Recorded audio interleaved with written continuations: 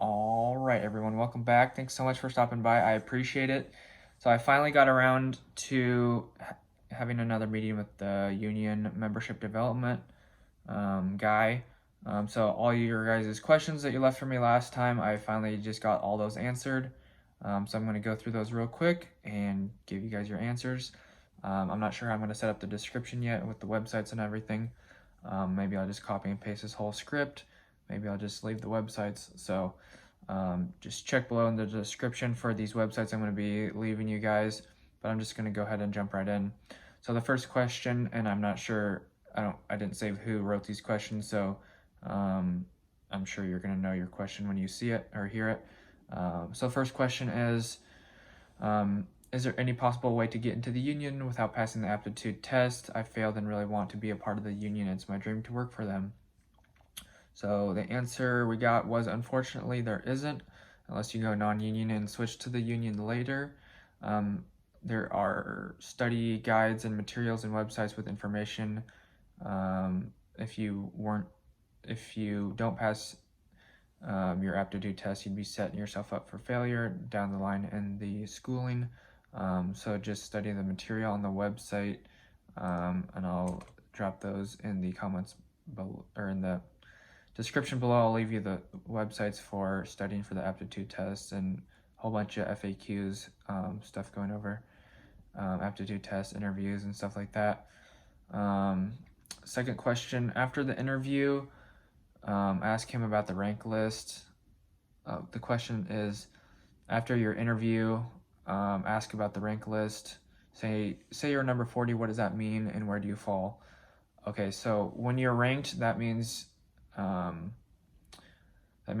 that's your number, or your number in line out of the applicants list that took the aptitude test.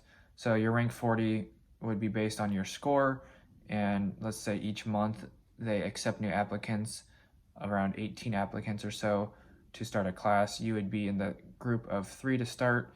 If new applicants are accepted each month, you could be bumped into group number 4 if you are lower than, let's say, 40, and new people got accepted and scored higher than you could be bumped down the list. But also with the 18 new applicants accepted into the program, maybe you would go from like 40 one month down to like 22. And I'll also drop some website links down below going over that as well. So hopefully that helped you out. So basically your rank number 40, like you said, would be just your number in line to join the schooling or apprenticeship classes and get accepted into finding a job for a company. Next question.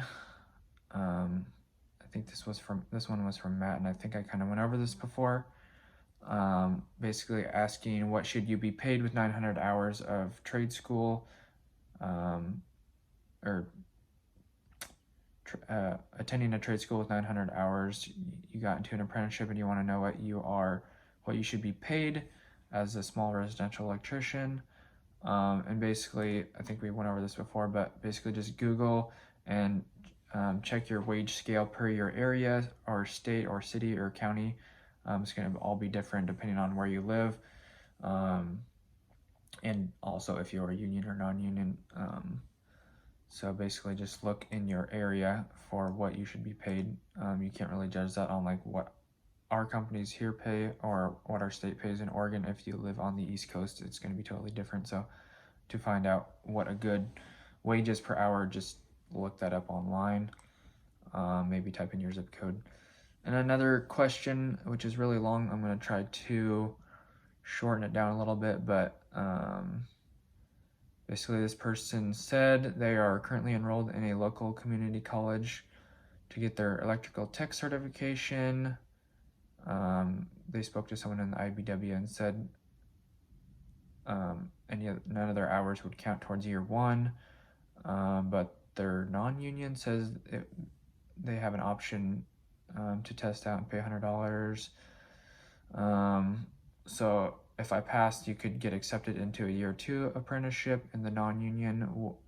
What would be my best option for this situation? So we basically came up with apply for the union, and if you don't get into the union, apply for the union. If not, go non-union. Union has better pay and better schooling, but just make sure if you are going the non-union route that make sure that your hours can be legally given to you, and choose for yourself if it's worth it working for non-union, making lower wage and paying for your own school, etc. But you're still going to need 8,000 hours no matter what, no matter where you get placed in school. Whether you're year 2 or year 3, you're still going to need your 8,000 hours to get your electrical license. So, and then at the end of the day, if you want to be an electrician, whether that's non-union or union. And then I also have a website for you going over the wage differences and stuff like that, a calculator to see how much you would be losing if you didn't go union. So I'll put that in the comments or in the description below. Next question, 36 with no experience, how do I get into an apprenticeship? Basically, the easiest way is just to Google electrical apprenticeship. For your area, Google should already know, based on if you're signed into like a email or something, Google should already know your zip code or anything like that. So if you just type in electrical apprenticeship, one of them should pop up. If not, type in your zip code or anything like something like that, and then just follow the directions and apply. It shouldn't be too hard to figure out. And then I'll put in the 2 apprenticeships in my state that I'm a part of. Well, the one that I did was non-union, which I went through, and the union one that I didn't go through but is part of my union, I'll put that down below as well. And the next question, how hard is it to join the union? So if you're licensed like me, it only takes a few hours probably to send in your information and fill out the paperwork to get accepted. I think the whole process from me to join, from making the phone call to the union to filling out my paperwork and being on the books, was probably like a week. But if you're just starting out in the apprenticeship, it could take a minimum of 2 to 3 months, possibly 6 to 8 months, depending on your rank. If you score better than others, the better you score, the earlier you can work or start your apprenticeship classes. Do your research, study. It's a great career. So the 3 key factors for that would be passing your aptitude test, doing well, and passing your interview, and then your rank on the list would depend on your time of how soon you would start your program. And then I also have a website for you. Some of these websites apply to multiple things, so I'll leave the website for you as well for more information. Definitely apply yourself, do your research, study, and all that good stuff. Next question, why does my union only hire once a year? Is it all unions do it once a year? So the union I'm in, Local 48, IBEW 48, recently changed from accepting applicants from every 6 months, but it depends on where you live. So now they are accepting every month. The IBEW where I live is accepting every month. Just keep checking the website for when it's open to applicants. Check back frequently, at least like once a month. Next question. It would be good to hear what the union is doing to stop the spinning and dragging up. And if you don't know what that means, the definition would dragging up is when a journeyman quits one call and takes on a different job. Getting spun is when the company or contractor doesn't employ a journeyman and they are spun back in to take another call. So the answer we came up with was there's freedom of choice, and these things shouldn't be changed. For example, employers shouldn't have to keep bad workers, and employees shouldn't have to work for bad employers. So that seems pretty fair to me. Just because you're in the union doesn't mean that you can't get fired or lose your job or anything like that. You're not always going to be stuck at one company for 20 years, especially if you don't like them. So I think that's pretty good. Next question, actually the last question. What percentage of people who join the union each year are coming straight out of high school? Is it likely for me, a high school kid with pretty good grades, and has taken a few advanced classes with a little bit of construction work experience to get accepted into the union right away. And the answer is you should have a good shot. Take the time to prepare. Don't wing it. It's a $100,000 career, so take advantage of information shared on websites. You'll have a very good chance. Also depends on how many people are applying. There's no disadvantage of coming right out of high school. If you do really well and score, or if you do really well, parentheses score well, you should get in. But it all just depends on the key factors of passing your aptitude test and how well you do on your interview, which will give you your rank. If you rank really high, then there should be no reason why you shouldn't get accepted. And I'll also leave a website for you.